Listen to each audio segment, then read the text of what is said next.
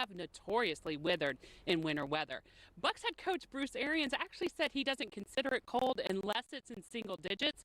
While it's not going to be that cold, the weather will be a factor. There's a lot of obstacles standing in the way of the Bucks making history as the first NFL team to play a Super Bowl in their home stadium. The weather is definitely one. The Green Bay Packers and the mystique of their home Lambeau Field is another. The Bucks handled the Packers in Week 6 at their home, and they have confidence they can do it again.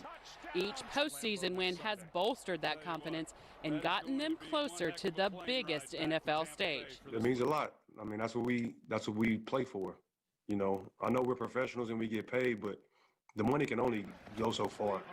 You can make so much money, but winning and playing like through injuries and just being hurt and having the opportunity to play for a championship, it means the world.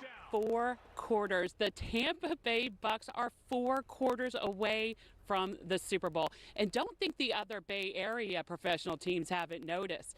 The Tampa Bay Lightning, Stanley Cup champs. The Tampa Bay Rays, World Series runner-ups. The Bucks, they would love to add another championship for the Bay Area to celebrate. Reporting from Lambeau Field, Catherine Smith, Spectrum, Bay News 9.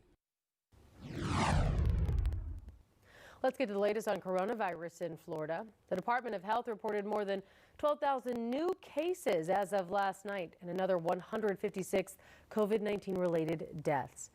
To date, more than 1.6 million people in Florida have tested positive for the virus, and 25,500 have died.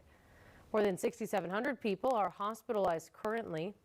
As for vaccines, take a look here. More than 151,000 people have received both doses at this point, and more than 1.7 million people have gotten their first shot. A Central Florida family struck by coronavirus faces an uncertain future. Spectrum Bay News 9's Stephanie Bachara shows us how they're trying their hardest to all stay together.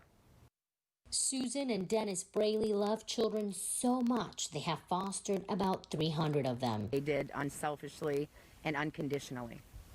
You know, they gave because they had to give, and they believe that's how the world should be. But the pandemic has changed their lives. Susan dying of COVID-19 on Wednesday, leaving 7 legally adopted kids ages 22 to 7 years old motherless. And people need to understand that one day she was great. You know, her stats were at 90%. When she went into the hospital the first day, the first oxygen, they got her up, and then the very next day, she passed away. Dennis, a Navy veteran who worked for Give Kids the World for 20 years, is now in ICU fighting against the virus. These children have already lost their first parents, and now they've lost a second mother, and they're in danger of losing most of them, the only father they've ever known. Thomas Bartholomew is Susan and Dennis's biological grandson, but was practically raised by them. He doesn't want any of what he calls his siblings to be displaced. It's definitely stuff that we could use prayer for, and prayer for my grandfather so he could make it through this. The Braleys had also taken in 2 great-grandchildren, both babies, along with their teenage mother, whose future is now also uncertain. We want them to have a place of rescue and solitude that they know that they can always go to.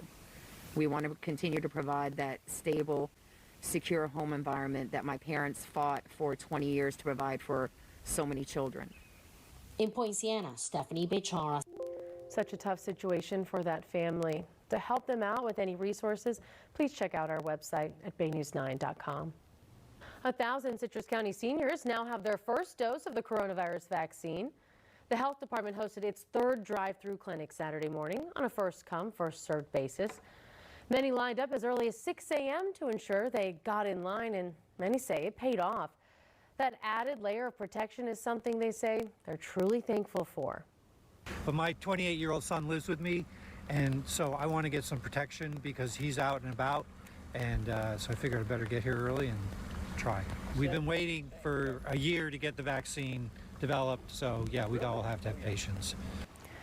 The health department is waiting for more vaccines to come in order to host another drive-through clinic.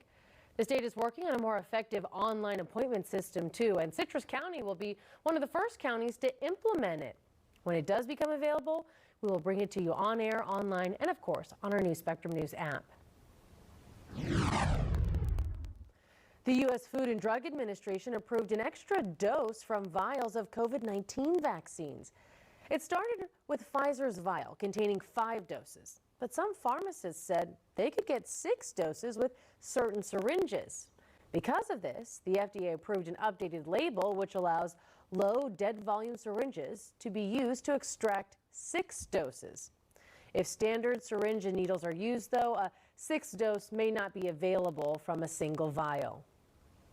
The 2021 Florida legislative session starts up.